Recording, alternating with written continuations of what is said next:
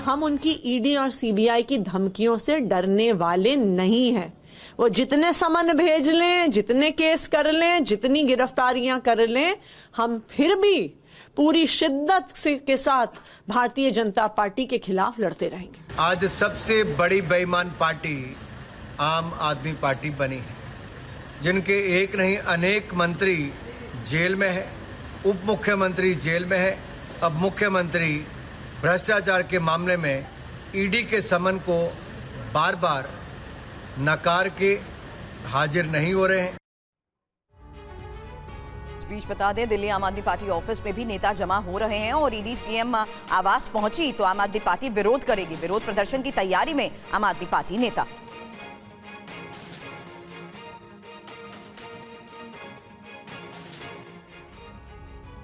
और दिल्ली सरकार के मंत्री सौरभ भारद्वाज ने केंद्र सरकार पर गंभीर आरोप लगाए हैं। उन आरोपों का बीजेपी प्रवक्ता ने क्या जवाब दिया, सुनाते हैं आपको।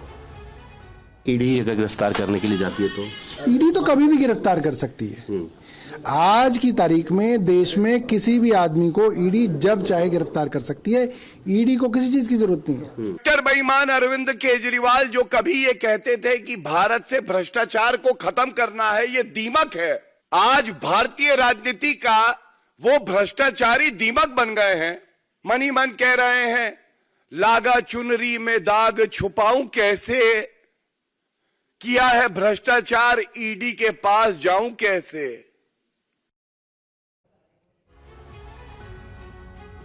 विवेक हमारे साथ इस वक्त जुड़े। विवेक, लगातार दोनों तरफ से बयानबाजी हो रही है। एक तरफ आम आदमी पार्टी का कहना है कि एजेंसियों का दुरुपयोग किया जा रहा है और केजरीवाल क्या किसी को भी गिरफ्तार किया जा सकता है। बीजेपी का कहना है कि अगर आप पाक साफ हैं तो डर किस बात का। सवाल यह है कि इस बयानबाजी के बाद बीच में ईडी के पास क्या विकल्प बचे हुए हैं?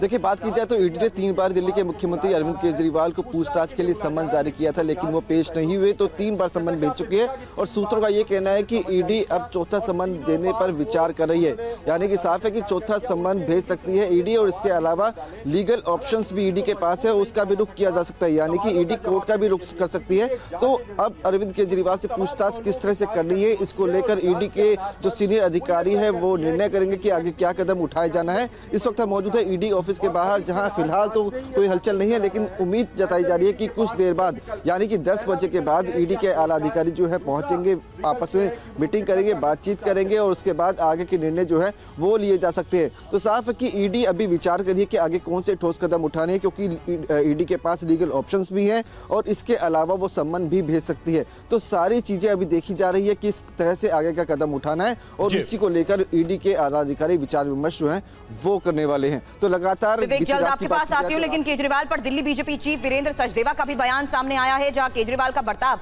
भगौड़े की तरह है, ये उनकी तरफ से कहा गया और कानून के काम में केजरीवाल बाधा डाल रहे हैं। शराब घोटाले में केजरीवाल ने कमीशन खाई है।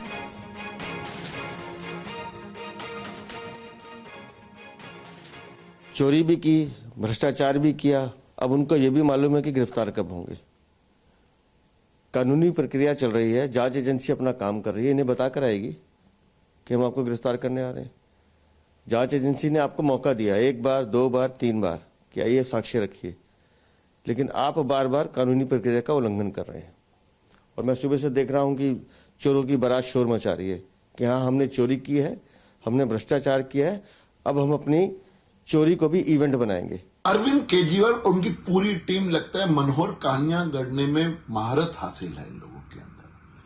कल देर रात से इनके ट्वीट और वीडियो चल रहे हैं कि आज अरविंद केजरीवाल के यहाँ ईडी की रेड हो सकती है, उनको गिरफ्तारी हो सकती है। मुझे नहीं पता इनको ये इंफॉर्मेशन कहां से मिली, लेकिन कानून के तहत कोई कुछ भी होगा तो उसकी पे कार्रवाई होगी।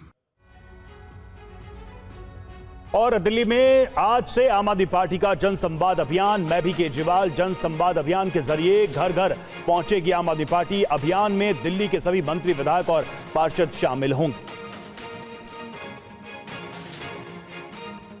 जितेंद्र हमारे सहयोगी लगातार इस वक्त हमारे साथ बने हुए हैं। जितेंद्र, इस बीच ये साफ हो चुका है कि अब बयानबाजी और राजनीति इस पूरे मामले पर जरूर की जा रही है, लेकिन इस बीच इंपॉर्टेंट ये है जानना कि खुद अरविंद केजरीवाल की तरफ से इन सम्मन के आने के बावजूद ना जाने की क्या वजह बताई गई है और कानून के मुताबिक ईडी किस लिहाज से अब उनके पास पहुंचकर एक्शन ले सकता है?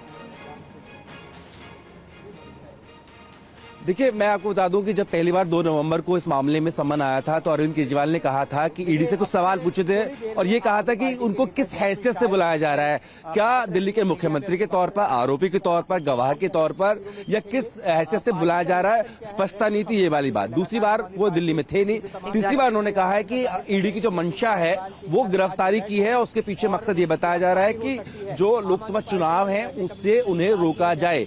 इस चीज को लेकर के आम आदमी पार्टी ने आशंका व्यक्त की थी कि उनकी गिरफ्तारी हो सकती है, लेकिन दूसरी तरफ ये भी कहा जांच में सहयोग करने के लिए तैयार है। ईडी अगर लिखित प्रश्नावली या क्वेश्चनायर उनको देता है तो उसका वो जवाब देंगे।